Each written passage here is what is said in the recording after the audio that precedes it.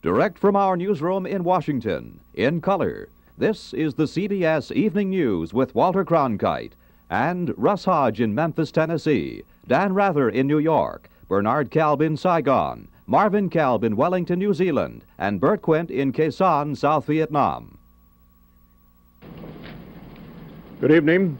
Dr. Martin Luther King, the apostle of nonviolence in the civil rights movement, has been shot to death in Memphis, Tennessee. Police have issued an all-points bulletin for a well-dressed young white man seen running from the scene. Officers also reportedly chased and fired on a radio-equipped car containing 2 white men. Dr. King was standing on the balcony of a second-floor hotel room tonight when, according to a companion, a shot was fired from across the street. In the friend's words, the bullet exploded in his face. Police, who have been keeping a close watch over the Nobel Peace Prize winner because of Memphis' turbulent racial situation, were on the scene almost immediately. They rushed the 39-year-old Negro leader to a hospital where he died of a bullet wound in the neck. Police said they found a high-powered hunting rifle about a block from the hotel, but it was not immediately identified as the murder weapon. Mayor Henry Loeb has reinstated the dusk-to-dawn curfew he imposed on the city last week when a march led by Dr. King erupted in violence. Governor Buford Ellington has called out 4,000 National Guardsmen, and police report that the murder has touched off sporadic acts of violence in a Negro section of the city. In a nationwide television address, President Johnson expressed the nation's shock. America is shocked and saddened by the brutal slaying tonight of Dr. Martin Luther King. I ask every citizen to reject the blind violence that has struck Dr. King, who lived by nonviolence. Dr. King had returned to Memphis only yesterday, determined to prove that he could lead a peaceful mass march in support of striking sanitation workers, most of whom are Negroes. Dr. King had this to say last night about the situation in Memphis. Maybe I could understand the denial of certain basic First Amendment privileges because they haven't committed themselves to that over there. But somewhere I read of the freedom of assembly. Somewhere I read of the freedom of speech. Somewhere I read of the freedom of press.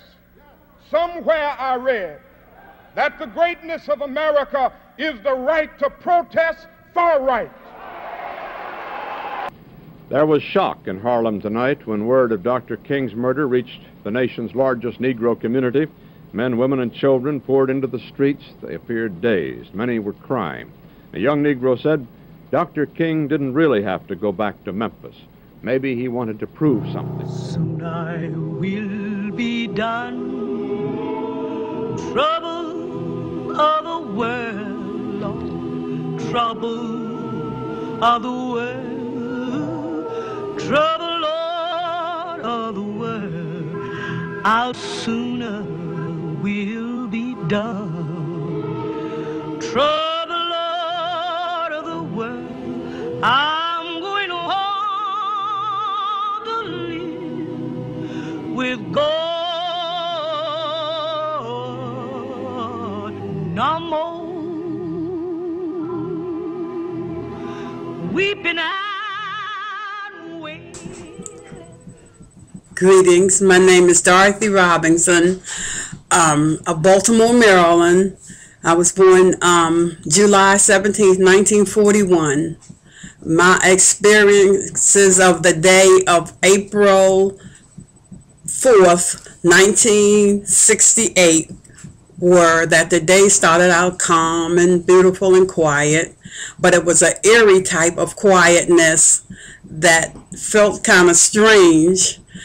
And I had my son had just turned 2 months old the day before.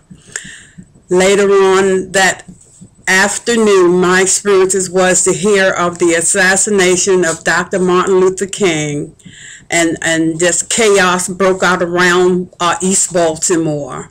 There was rioting and burning and looting. It was a day of total chaos. Was there anything special that people in the neighborhood or yourself had to do personally in the aftermath of the assassination?